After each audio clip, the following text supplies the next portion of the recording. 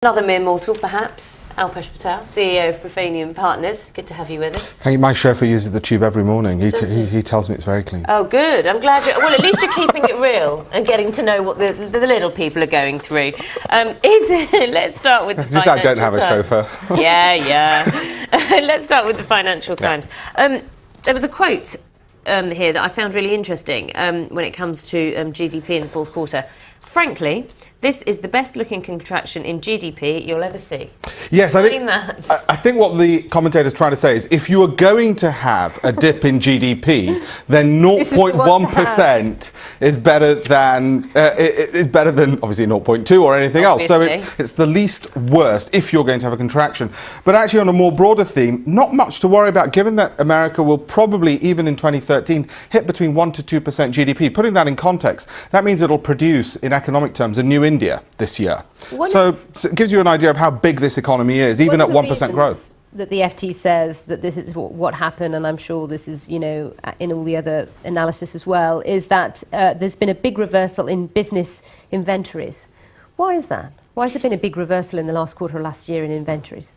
Well, basically, we start destocking and then you start investing in order to build up those inventories. And there's sometimes a lag because you're not so sure about future demand.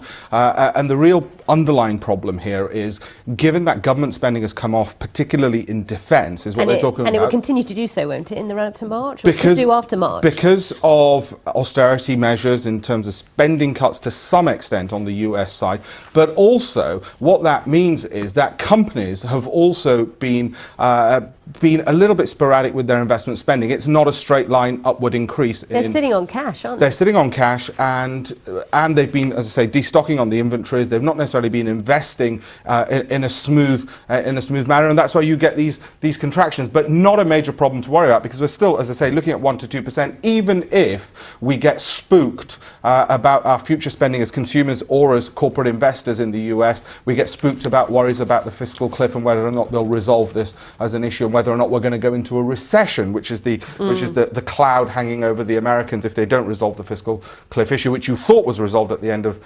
last year, but it wasn't. It was just pushed into March.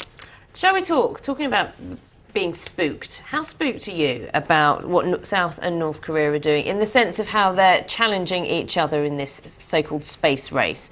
South Korea just launched a satellite into space. It was after 2 failed attempts, so it was pretty pleased that it could finally get that up in the air. But there were muted celebrations when we spoke to our correspondent out there, because North Korea's already done it. Yes, well, to some extent, South Korea, from a military perspective, doesn't need to worry. It falls under a de facto US defence umbrella as far as its defences are concerned.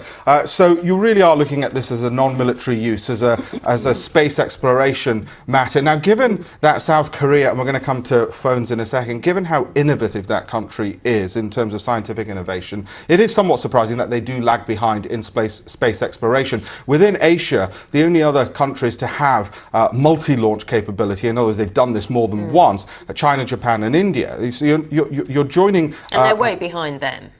And they're behind them, which is very surprising, given that we know how advanced South Korea is as an economy. So it's really a question of non-military catch-up for them, and quite right too, given that they do have something to add to the global research and development in terms of space exploration, because the bills can't just be all footed by the West, or, as I say, China and Japan, let alone India. Shall we talk about Polish? The language that has now become the second language in England. Who'd have thought? Who'd have thought, indeed? Well, is it in the national interest? This was purely, the article here is purely about linguistics, but in the national interest, particularly in a week when one of the issues in the United Kingdom was exams for immigrants and what kind of exams they should sit. The citizenship test, you mean? The citizenship test, yes, exactly, which I'd almost certainly fail, but 8% say English is not their main language in England and Wales. So you might say, well, that's something somewhat worrying. Now, I should say, amongst the list of languages after Polish, in the UK, you've got Punjabi, Urdu, Bengali, and the language of my ancestors, which I speak, Gujarati. So I'm glad we're up there. And we don't seem to have done too much damage as immigrants. Because what's interesting, and the reason why this article is out today, is because they got new figures from the 2011 census released, and for the first time, this census actually asks specific questions about non-English speaking parts of, the community and languages, etc. So it's the first picture we've got, really, of what people are speaking and where. And what particularly interests me as somebody interested in finance is to what extent does the community add to GDP? I know within my own community, the Indian community in Britain, 2% of the population, 10% of GDP in Britain. And I suspect with the polls, they add more to the GDP than they are as a percentage of the population. In other words, they're net contributors to the economy, which of course is a very important metric by which to measure anybody, not just what language they speak. Boeing, sales are up, even though, well, I mean, these figures are coming through, kind of the Dreamliner problems are happening now, but these figures are coming through. Some good news, at least. Well, partly off the back of, obviously, innovation again, corporate innovation, their new airplanes, despite some of the teething problems.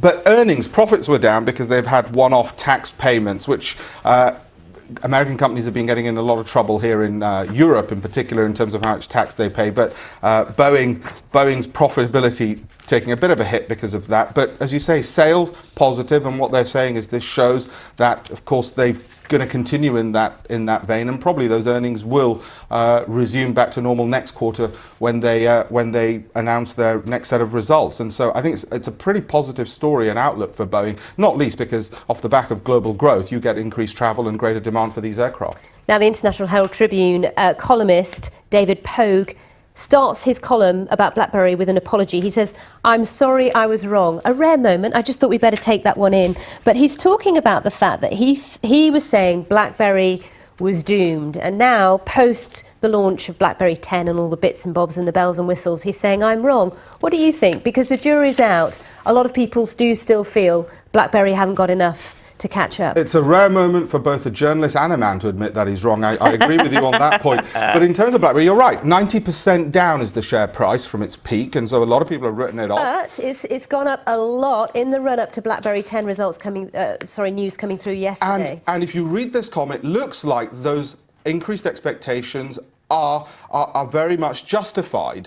He writes a glowing piece. He does. about how good the phone is, and it's very easy to pick faults with any new technology. But actually, he's written, and I'm looking forward to getting my hands at the local phone store on a demo. But this is positive, and if you're a speculator in shares, then you may well want to look speculatively at BlackBerry shares once again. You don't type on it anymore. There's a whole new way. We're not swiping, we're not typing, we're... Telepathy, I think it's called. I think you just shout at the thing. Now, come on, let's talk about Camilla Charles and Camilla. Prince. What a wonderful story. Well, and people watching this... They did one stop, I think. Yeah, I was just going to say, long. let's bring the caveat in. It wasn't the longest journey ever.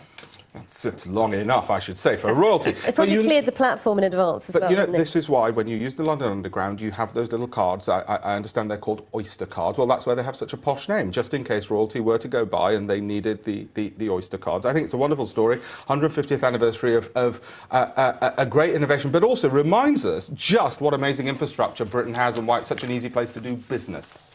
Good point. Well made. Thanks very much, Alpesh. We'll see you very soon. Bye-bye.